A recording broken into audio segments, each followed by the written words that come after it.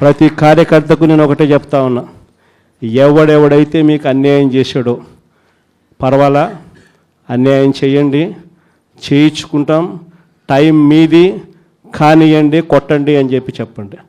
ఆడు ఎవడు ఏం చేస్తా ఉన్నాడో పేరు రాసుకోండి. రెడ్ బుక్ అని నేను చెప్పను, కానీ పేరైతే రాసుకోండి. మీరు ఏ బుక్లో రాసుకున్నా పర్వాలా, పేరైతే మీరు రాసుకోండి. దాని తర్వాత మాత్రం అన్యాయం చేసినోనికి సినిమా మాత్రం మనం చూపిస్తామని చెప్తాను. ఆ మనిషి రిటైర్డ్ అయి ఉన్నా కూడా లాక్కొని వస్తా, ఆ మనిషి దేశం విడిచిపెట్టిపోయినా లాక్కొని వస్తా. ఎవరిని వదిలిపెట్టేది ఉండదు.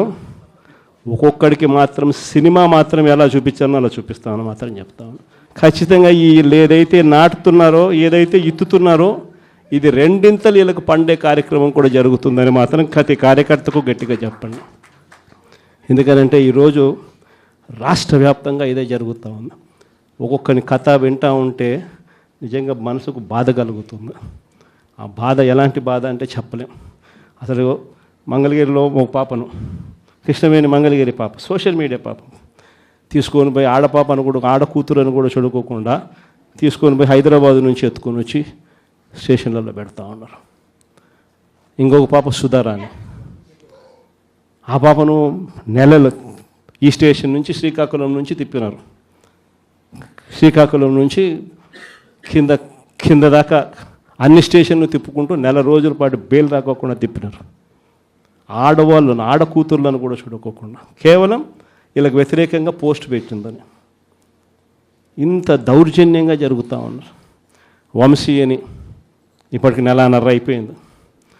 ఒక కేసులో బెయిల్ వస్తుంది, బెయిల్ వచ్చిన వెంటనే ఇంకొక కేసు, మళ్ళీ ఆ కేసులో బెయిల్ వస్తుంది, బెయిల్ వచ్చిన వెంటనే మళ్ళీ ఇంకొక కేసు. ఇప్పటికి 11 కేసులు. ఒక కేసు అయిపోయినాక ఒక కేసు, ఒక కేసు అయిపోయినాక ఒక కేసు. 2 నెలలు దాదాపుగా వంశీ ఈరోజు జైల్లోనే కనపడతా ఉన్నాడు. ఇంకొక దళితుడు ఎక్స్ఎంపీ నందిగామ సురేష్ పాపం నెలన్నర రోజులు పాపం జైల్లో పెట్టారు. బెయిల్ రాకుండా అడ్డుకుంటూ జైల్లో పెట్టారు. మళ్ళా చివరకు కోర్టుల ద్వారా ఎంతో కష్టపడితే బెయిల్ వచ్చింది. వచ్చిన తర్వాత మళ్ళా 3 నెలలు 4 నెలలు తిరగకపోతే మళ్ళీ ఈరోజు నిన్న మళ్ళా కేసు. వాళ్ళ ఇంటి దగ్గరికి ఒక వ్యక్తి వచ్చి దళితుడని కూడా చూడుకోకుండా ఆ మనిషిని ఈయనే తిడతాడు. ఎందుకు నన్ను తిడుతున్నావు అని చెప్పి ఈయన ప్రశ్నిస్తే ఈయన మీద కేసు పెట్టి జైల్లో పెడతా ఉన్న పరిస్థితి మొట్టమొదటిసారిగా ఇప్పుడు చూస్తూ ఉన్నాం. అది ఈరోజు ఇంత దారుణంగా ఈరోజు జరుగుతూ ఉంది.